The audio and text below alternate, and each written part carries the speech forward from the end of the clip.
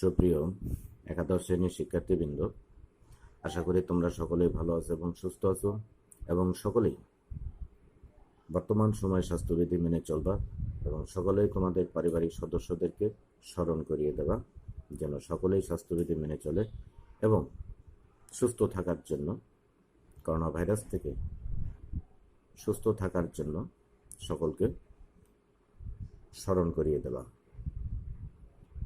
তাহলে চলো আজকে আমরা বৃত্তের 4.1 থেকে আমরা আরো দু একটি গাণিতিক সমস্যা দেখি।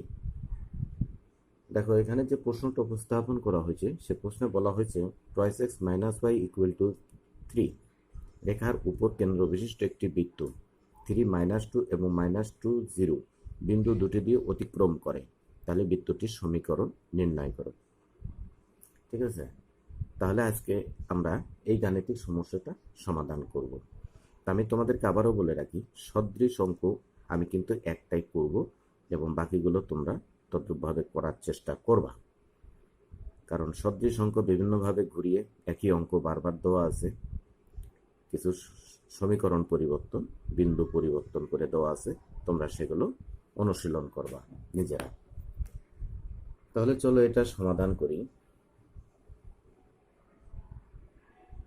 সলিউশন এখানে বলা হচ্ছে, এখানে আমাদেরকে দেওয়া আছে যে আমার যে সমীকরণ, বৃত্তের সমীকরণটা নির্ণয় করতে হবে, সেই বৃত্তের সমীকরণ, ওই বৃত্তের সমীকরণের কেন্দ্র এই রেখার উপর অবস্থিত। হ্যাঁ দেখো, তাহলে এই হচ্ছিল আমি বৃত্তের চিত্রটা অঙ্কন করলাম, যে বলা হয়েছে এখানে এই রেখাটা প্রদত্ত রেখা এটা, এবং 2 -3 এবং -2 0 বিন্দু দিয়ে বৃত্তটা যাচ্ছে, তাহলে এই রেখার উপর এই বৃত্তের কেন্দ্রটা অবস্থিত। তাহলে এখন আমরা আসি, আমরা এখানে কি করব, ধরি, আমরা ধরে নেব, ধরি বৃত্তের সমীকরণ আমরা ধরে নেই কত, x² + y² + 2gx + 2fy + c = 0। এটাকে আমরা 1 নম্বর সমীকরণ হিসেবে চিহ্নিত করে রাখলাম। ঠিক আছে, এবং যার কেন্দ্র -g -f, এবং আমরা কি জানি এখান থেকে, ব্যাসার্ধ = √g² + f² - c। আমরা এই বৃত্তের সমীকরণ থেকে আমরা এগুলো জানি। এখন আমরা দেখব যে যেহেতু 1 নং বৃত্ত কি করতেছে, 1 নং বৃত্ত 3 -2 এবং -2 0 বিন্দু গামী, তাহলে নিঃসন্দেহে এই বিন্দু দুটি দ্বারা এই সরল রেখাটা কি হবে, এই বৃত্তটি, এই সমীকরণটি সিদ্ধ হবে। তাহলে আমরা এখন লিখি, এখানে দেখো x এর জায়গা 3, y এর জায়গা -2 এখানে ব্যবহার করব, তাহলে আসতেছে 9 + 4, তারপর আসবে হচ্ছে x এর জায়গা 3 বসালে 6g, তারপরে y এর জায়গা -2 বসালে আসবে -4y + c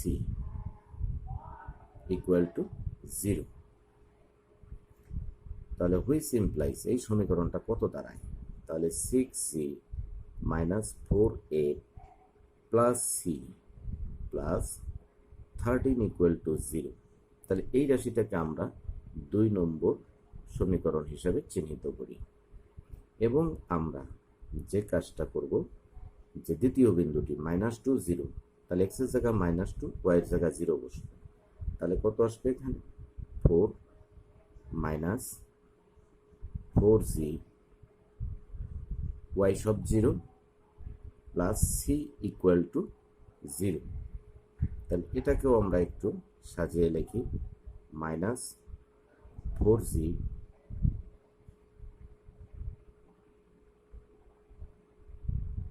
তারপর আমরা +c + 4 = 0 হিসাবে লিখি। কিন্তু এখানে এই মাইনাসটাকে আমরা একটু ঘুরিয়ে লিখি, 4c মাইনাস সি মাইনাস 4 এত ইকুয়াল টু 0, এটাকে আমরা 3 নম্বর আর্টিকেল হিসাবে লিখি। তাহলে এখন আমরা এখানে দেখতে পেলাম যে আমরা এই দুটো বিন্দু ব্যবহার করে, এই সমীকরণের ভিতর ব্যবহার করে দুটো জিএফসি এর দুটো সমীকরণ আমরা এখান থেকে পেয়ে গেলাম। ঠিক আছে, এখন আমরা আবার জানি যেহেতু কেন্দ্র মাইনাস জি মাইনাস এফ, 1 নং বৃত্তের কেন্দ্র মাইনাস জি মাইনাস এফ কোথায়, twice x minus thrice y equal to 0, কেন্দ্র twice x minus y equal to 3 রেখার উপর অবস্থিত। তাহলে নিঃসন্দেহে এটা দ্বারা এটা স্যাটিসফাইড হবে। তাহলে minus twice G plus F equal to 3। এটাকেও আমরা একটু সাজিয়ে লিখতে পারি।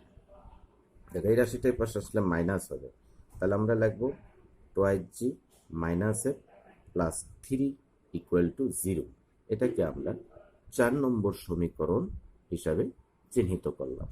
তাহলে এখন আমার এখানে জিএফসি এই সম্পর্কিত আমার 3টি সমীকরণ এখানে বিদ্যমান। তাহলে আমাদের এখন এখানকার কাজটা কি হবে? আমাদের কাজ হচ্ছিল কি জিএফসি এই ভ্যালুগুলো বের করা। তাহলে এখন দেখো এখানে 2 এবং 3 নং সমীকরণ যদি যোগ করি, এখান থেকে সি রাশিটা ক্যান্সেল হয়ে শুধু জি আর এফ এর সম্পর্ক থাকবে। জি এবং এফ এর সম্পর্ক এই 4 নম্বর সমীকরণের সাথে অ্যাডজাস্ট করে আমরা কি করতে পারবো, যে কোনো জি এবং এফ এর মান বের করতে পারবো।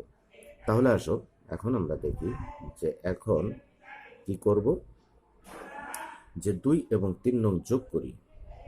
2 ও 3 নং সমীকরণ যোগ করি। এখানে যোগ করলে দেখো এখানে আসবে কত, 10g minus 4f, C cancel হয়ে যাবে, এখানে থাকবে 9। ঠিক আছে, এখানে থাকবে 9। তাহলে কত পাবো, 10g মাইনাস 4f, তারপরে পাচ্ছি হলো কত, প্লাস 9 ইকুয়াল টু 0। এই রাশিটাকে আমরা এখন 5 নম্বর সমীকরণ হিসাবে চিহ্নিত করি।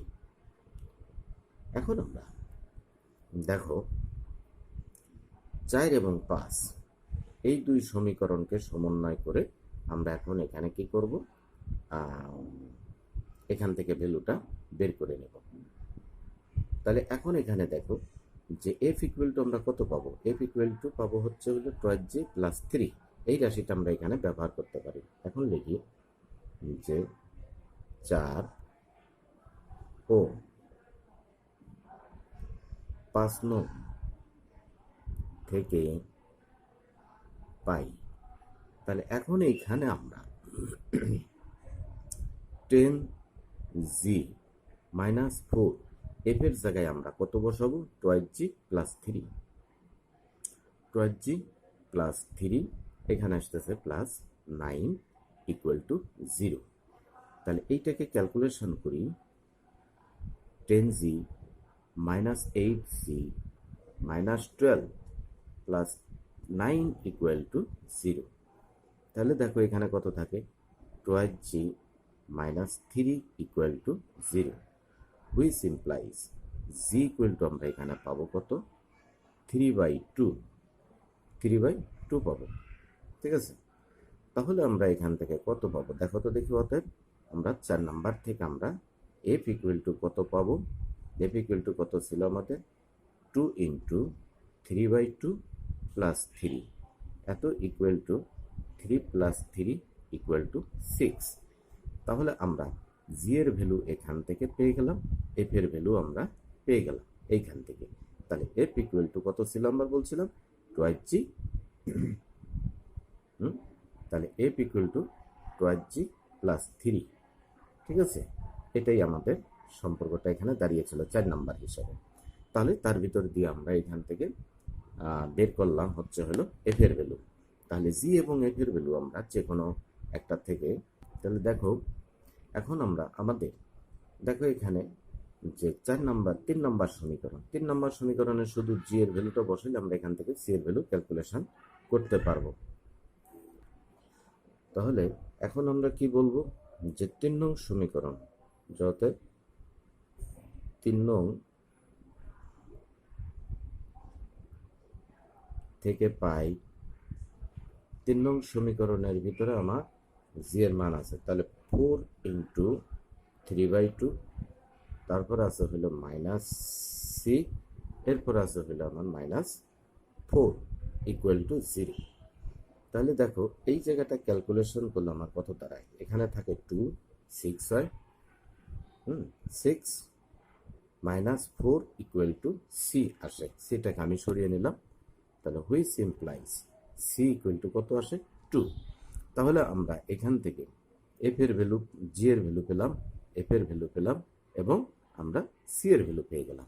তাহলে এফ এবং সি এর ভ্যালু আমরা কি করব, এখন 1 নং সমীকরণের ভিতরে বসিয়ে দেব। 1 নং সমীকরণের ভিতরে আমাদের এইখানে এই ভ্যালুটা বসিয়ে দেব। তাহলে এখন এখান থেকে দেখি যে অতএব 1 নং সমীকরণে জি এফ ও সি এর মান বসিয়ে পাই। তাহলে কি পাবো, x square plus y square plus z এর ভ্যালু কত ছিল আমার 2/3, তাহলে ওখানে 2gx, তার মানে থ্রাইস এক্স আসবে। ওয়াই এর ভ্যালু কত আসবে, এখানে ওয়াই এর ভ্যালু আসে 6, তাহলে ওখানে আসবে হলো প্লাস 12y, আর সি এর ভ্যালু হচ্ছে হলো 2, তাহলে plus 2। This is the equation of A circle, required circle. এটাই হলো আমাদের নির্ণয় বৃত্তের সমীকরণ। এখন এই বৃত্তের থেকে বলতে পারে যে এক্স অক্ষের খণ্ডিতাংশ কত, ওয়াই অক্ষের খণ্ডিতাংশ কত, ইত্যাদি ইত্যাদি কথাটা আসতে পারে। আবার এই কথাও বলতে পারে, যেমন আমাদের এখানে এই সমীকরণে বলা হচ্ছে যে এই দুটো বিন্দু দিয়ে যাচ্ছে বৃত্তের কেন্দ্র এই রেখার উপর, এই রেখার পরিবর্তে বলতে পারতো এক্স অক্ষের উপর, এক্স অক্ষের উপর মানে ওয়াই ইকুয়াল টু 0 রেখার উপর, আবার বলতে পারতো ওয়াই অক্ষের উপর, তার মানে এক্স ইকুয়াল টু 0 রেখার উপর। এইভাবে নানান রকম ভাবে প্রশ্নটা সাজানো হতে পারে, বিভিন্ন ভাবে এই গাণিতিক প্রবলেমগুলো তোমাদের সামনে আসতে পারে। তোমাদের পাঠ্য বইতে বিভিন্ন ভাবে বিভিন্ন আঙ্গিকে এই গাণিতিক সমস্যাগুলো তো আছে, জাস্ট একটু পদ্ধতিটা স্মরণ রাখলে তোমরা সমস্ত গাণিতিক সমস্যাগুলো, এই ধরনের সমস্ত গাণিতিক সমস্যাগুলো তোমরা সমাধান করতে পারবে। চলো আমরা তাহলে আরেকটা গাণিতিক সমস্যা দেখি। হ্যাঁ দেখো, আমাদের দ্বিতীয় গাণিতিক সমস্যাটা বলছে একটি বৃত্তের সমীকরণ নির্ণয় করো যা এত এত বিন্দুগামী এবং যার কেন্দ্র এক্স অক্ষের উপর আবার ওয়াই অক্ষের উপর অবস্থিত। ঠিক আছে, তাহলে আমরা এরূপ বৃত্তের সমীকরণ নির্ণয় করব। তাহলে আমরা সলিউশনে যাই, দেখি কিভাবে করা যায়। সে আগের মতোই আমরা এখানে ধরব, আমরা এখানে লিখব ধরি বৃত্তের সমীকরণ, বৃত্তের সমীকরণ কত হবে, x square plus y square plus 2gx plus 2fy plus c equal to 0, নাম দিলাম 1। ঠিক আছে, যার কেন্দ্র -g -1 এবং ব্যাসার্ধ আমরা জানি √g² plus f² minus C, আমরা এগুলো জানি। আচ্ছা, যেহেতু 1 নং বৃত্ত কি করছে আমার এখানে 3, 5 ও 6, 4 বিন্দু গামী, তাহলে অবশ্যই সিদ্ধ হবে এখানে। তাহলে দেখো এটা ব্যবহার করলে কত হয়, তাহলে 9 plus 25 plus 6g plus 10f plus c equal to 0, which implies, তাহলে লিখতে পারি 6g প্লাস 10f, হ্যাঁ, প্লাস সি, আর এটা আসবে কত, প্লাস 34 ইকুয়াল টু 0। তাহলে এটাকে আমরা 2 নম্বর সমীকরণ হিসাবে চিহ্নিত করি, এবং আমরা এখানে এই বিন্দুটা যদি বসাই তাহলে কত পাই দেখি, 36 প্লাস 16 প্লাস, তাহলে 6 দিলে 12g প্লাস 4 দিলে আসবে 8f plus c equal to 0, which implies, তাহলে 12g plus 8f plus c plus এই দুটোর সমষ্টি কত হয় আমার এখানে দেখি, তাহলে এখানে পাবো হচ্ছে হলো আমি 52 পাবো আমরা এখান থেকে, ঠিক আছে। তাহলে 52 ইকুয়াল টু 0, এটাকে আমরা 3 নম্বর সমীকরণ হিসাবে চিহ্নিত করলাম, 3 নম্বর সমীকরণ হিসাবে চিহ্নিত করলাম। তাহলে আমরা আমাদের এই প্রথম যে লাইনটুকু সেটার ভিত্তিতে আমরা এই পর্যন্ত কাজটা করলাম। এখন আমরা যে কাজটা করব আমাদের 1 নম্বরের জন্য, ঠিক আছে। 1 নম্বর, যখন আমাদের যে প্রশ্নটা ছিল কি, কেন্দ্র এক্স অক্ষের উপর অবস্থিত, তাহলে এখন লিখব যেহেতু বৃত্তের কেন্দ্র এক্স অক্ষের উপর, ঠিক আছে, এক্স অক্ষের উপর অবস্থিত, এক্স অক্ষের উপর অবস্থিত বৃত্তের কেন্দ্র, তাহলে সেক্ষেত্রে আমরা কি জানবো এখান থেকে, যে কি কেন্দ্রে কোটি equal to 0, which implies F equal to 0 আমরা এখান থেকে জানব। তাহলে আমরা 0 আমরা জানলাম, এখন আমরা এখান থেকে কি করব, 2 এবং 3 বিয়োগ করব, ঠিক আছে। আমরা এখান থেকে বা 3 নম্বর থেকে 2 নং আমরা বিয়োগ করব, বিয়োগ করলে আমরা এখানে একটা সম্পর্ক পাবো। দেখো এখন কি করব, আমরা 3 নং থেকে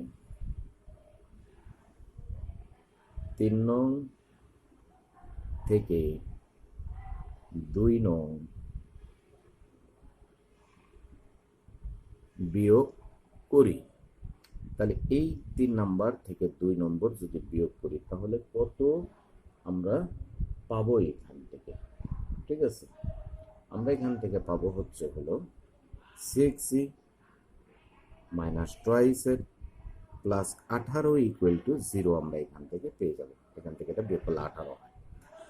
এখন আমরা এখানে দেখতে পাচ্ছি যে যেহেতু এফ এর মান এখানে ঠিক আছে, যেহেতু আমরা দেখতে পাচ্ছি এফ ইকুয়াল টু 0, তাহলে অতএব এখান থেকে আমরা 6c minus 0 plus 18 equal to 0, which implies আমরা এখান থেকে 6c ইকুয়াল টু মাইনাস 18, অতএব c ইকুয়াল টু কত পাবো, মাইনাস 3।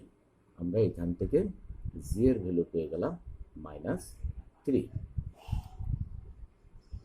তাহলে আমরা GF এর মান আমরা 2 নং এ বসাই, 2 নং এ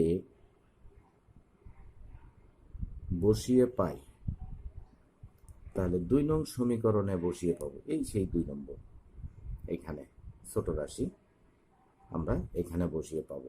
তাহলে জি এর মান -3, তাহলে -3 এখানে দিলে কত হবে, -18, ঠিক আছে। তাহলে -18, এফ এর মান 0 প্লাস 0 প্লাস সি, তারপরে কত থাকে +34 ইকুয়াল টু 0। সো এইখান থেকে আমরা ক্যালকুলেশন করি, দেখো এটা থেকে এটা চলে গেলে থাকে হচ্ছে হলো 16, ঠিক আছে। তাহলে c + 16, তাহলে অতএব c ইকুয়াল টু কত হবে, -16। c সি ইকুয়াল টু কত হবে? আমরা এখানে দেখলাম সি ইকুয়াল টু -16। তাহলে যে অতএব 1 নং সমীকরণে আমরা জি এফ ও সি এর মান বসিয়ে পাই। দেখো এটার ভিতরে আমরা মানটা বসিয়ে দেখি যে জি এর মান আমরা এখান থেকে পাইছি -3, সি এর ভ্যালু পেয়েছি আমরা এখানে, এফ এর ভ্যালু পাইছি 0, এই ভ্যালু, এবং সি এর ভ্যালু এখান থেকে -16।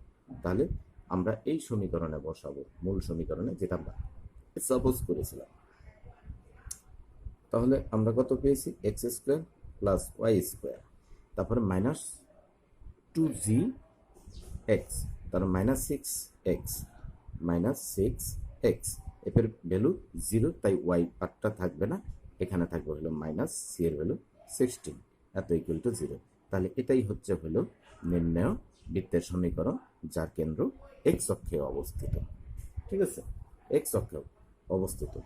ঠিক অনুরূপভাবে আমরা 2 নম্বরের যে কাজটা করব সেটা এখান থেকে দেখব, যে কি, যেহেতু কেন্দ্র ওয়াই অক্ষে উপর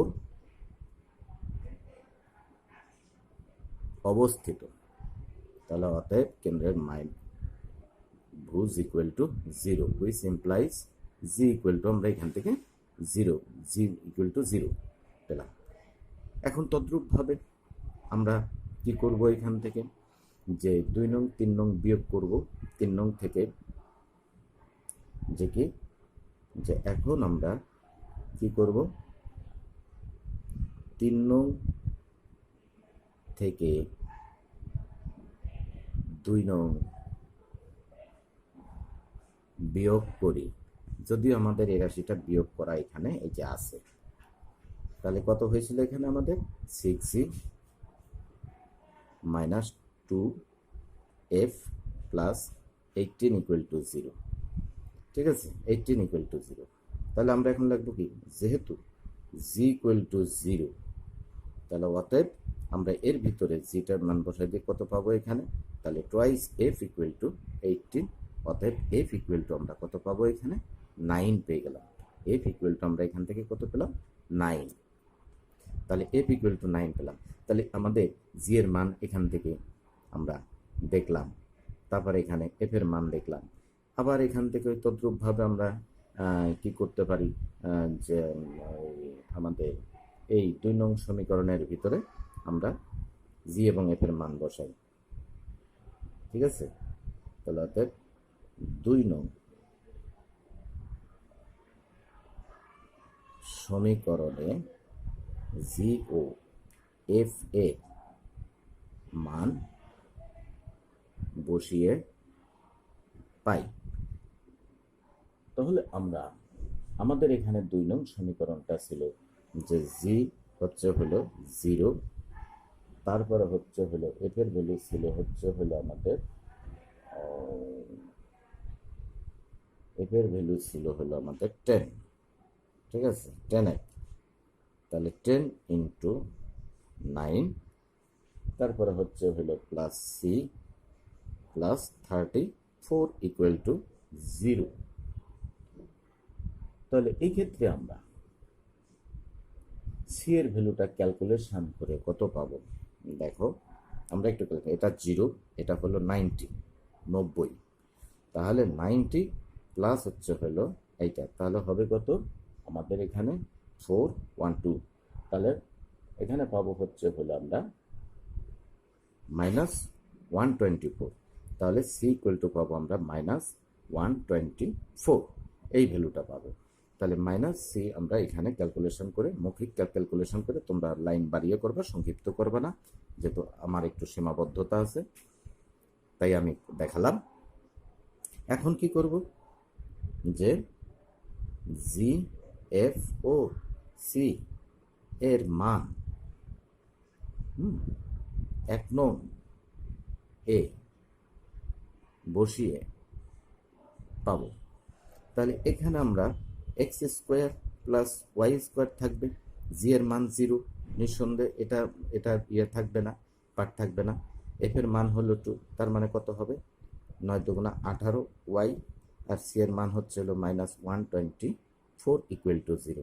তাহলে এটাই হলো নির্ণয় সরলবৃত্তের সমীকরণ, যার কেন্দ্র ওয়াই অক্ষের উপর অবস্থিত। তাহলে আমরা এইখানে দেখো, তোমরা এখানে দেখতে পাচ্ছ যে আমরা আগের যে প্রশ্নটা সমাধান করেছিলাম সেখানে ছিল একটা সরলরেখার উপর কেন্দ্র।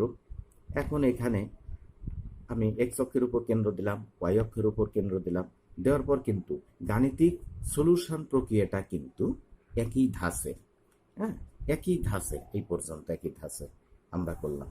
তারপরে যখন নাকি তার কেন্দ্রটা এক্স অক্ষের উপর ছিল, আবার যখন এখানে ওয়াই অক্ষের উপর আসছে, তখন আমরা সেইভাবে কাজ করেছি। ঠিক আছে? তাহলে এই দুটো অঙ্ক সদৃশ যত অঙ্ক থাকবে তোমরা সকলেই সমাধান করবা।